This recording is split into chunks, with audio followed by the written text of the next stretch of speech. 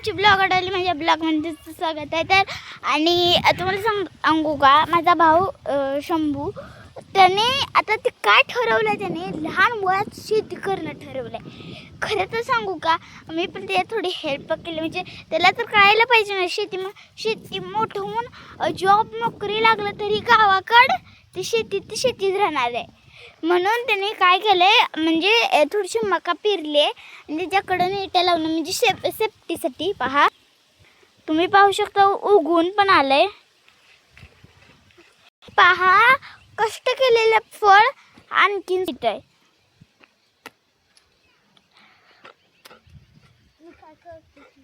आणि आता इकडे ह्याचं काय चालू आहे, कारण ह्याचं पाणी ओतलंय ना, पाणी ओतलं की जातंय ना पाणी बाहेर, म्हणून त्याचं काम चालू आहे की माती लावून तिथे अडवायचं आहे. तू ऐक की, थोडंसं मला प्रश्न विचारायचे तुला. तू ही शेती करताना पहिल्यांदा काय केलं, म्हणजे कसं काय केलं, म्हणजे तुला कोणी सांगितलं की असं आपण करावं? पण तुला असं का वाटलं की तू शेती करावी? म्हणजे घरची करतात आणि तुला पण त्याच्यात म्हणजे सोबत म्हणजे तुझ्यात सामील व्हायचं आहे, म्हणजे त्यांच्यासारखं करायचं आहे. तर त्यासाठी तू केलं का? म्हणजे तू इतकं करतोय शेतीसाठी, म्हणजे तुला काहीतरी वाटतच असेल की नाही. म्हणजे तुला पहिल्यांदा हे चिखल बिक्कल आवडत होता का नव्हता? म्हणजे त्यामुळे तू आता असं केलंय का?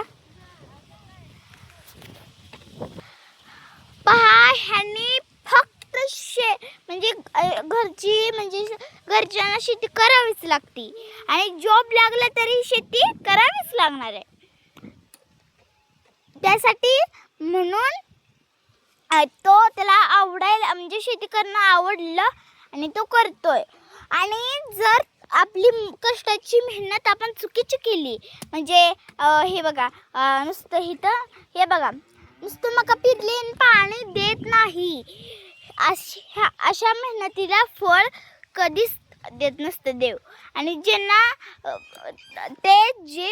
लोक पेरतात, म्हणजे मका पेरतात आणि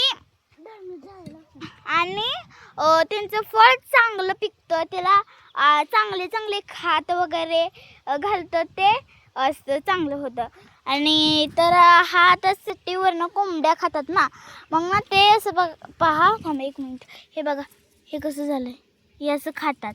त्यासाठी सेफ्टीसाठी ही अशी एक दाखवले, ही अशी जाळी असते ती लावायची. ते बघा अशी मी पण हेल्प करते, म्हणजे हे माझं पण रान आहे, हे माझं आहे. तसं नाही लावायचं, थांब, ते असं नाही तिकडे.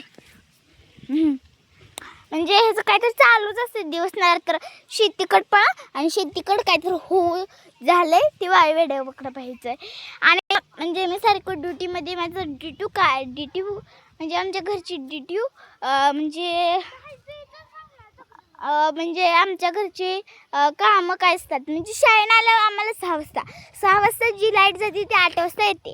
मग ना आज आम्ही बाळूमामाला जाणार आहे, म्हणजे धाडस करणार आहे मी की तिथं ब्लॉग काढायचा आणि ते तुमच्यापर्यंत नक्कीच पोचेल उद्या सकाळपर्यंत.